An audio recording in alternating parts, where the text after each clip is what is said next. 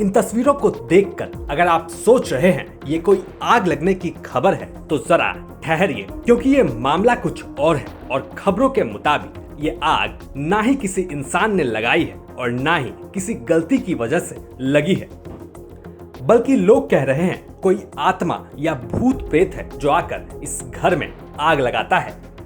जी हाँ, चूरू के इस घर में कौन, कब और कैसे आग लगाता है ये तो किसी को नहीं पता, लेकिन लोग मान बैठे हैं यहाँ जरूर किसी अदृश्य शक्ति का साया है। और जब आप जानेंगे पिछले 1.5 महीने में इस घर के 3 लोगों की मौत हो चुकी है तो कहीं ना कहीं आपको भी ये बातें सच लग सकती हैं। 31 जनवरी शाम को मेरी दादी जी एक्सपायर हुई और 13 फरवरी शाम को मेरा छोटा लड़का गर्भित एक्सपायर हुआ जो 4 साल का था। और उसके बाद 28 फरवरी को शाम को मेरा बड़ा लड़का अनुराग जो 8 साल का था वो एक्सपायर हुआ। और उसके बाद में 2 मार्च को मेरे घर में अचानक आके पत्थर लगे, बोर का रस्सा कटा 2 बार और उसी दिन से आगजनी चालू हो गई है।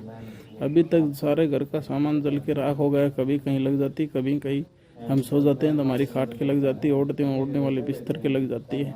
आगजनी से बहुत ज़्यादा परेशान हो गए हैं। 3 संदिग्ध अवस्था में मौत हो चुकी है। 2 ही लड़के थे मेरे, दोनों की सडनली संदिग्ध अवस्था में मौत हो गई है।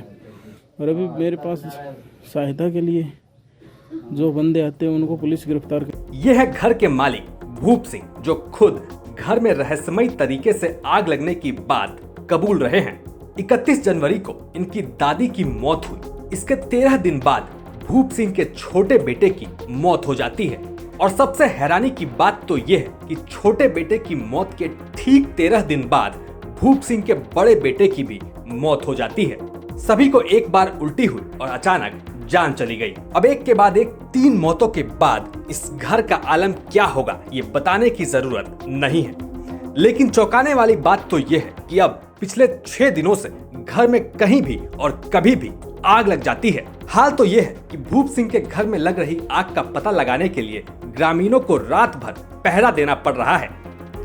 लेकिन सवाल है कि कौन है जो इस घर में चुपके से आकर आग लगा जाता है? क्या ये किसी की शरारत है या वाकई इस घर में किसी का साया है?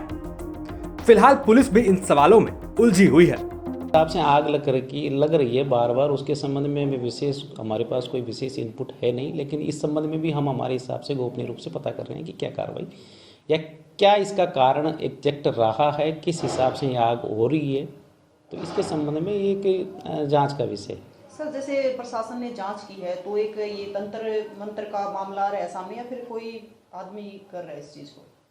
हाँ, ये अभी देखिए इस संबंध में, क्योंकि हमारे पास पूरी तरह से इसके संबंध में जांच हुई नहीं है, तो हमारे बिल्कुल हमने वाच रखने के लिए हमारे पुलिसकर्मी भी पिछले 3-4 दिन से वहाँ तैनात भी किए हुए हैं निगरानी रखने के लिए, लेकिन अब जो भी जांच होने के बाद में स्थिति। फिलहाल भूप सिंह और उनका परिवार सदमे में और गांव वाले दहशत में।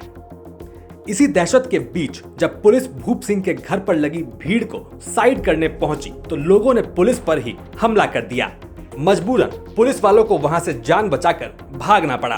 गांव वाले मान रहे हैं आग लगने के पीछे जरूर कोई काला जादू या तंत्र मंत्र का साया है, क्योंकि घर में पहले 3 लोगों की 13 दिन के अंतराल पर मौत होती है और उसके बाद से ही लगातार घर में कहीं ना कहीं आग लग रही है। फिलहाल चूरू पुलिस इस मामले की जांच कर रही है। चूरू से विजय चौहान के साथ ब्यूरो रिपोर्ट, राजस्थान तक।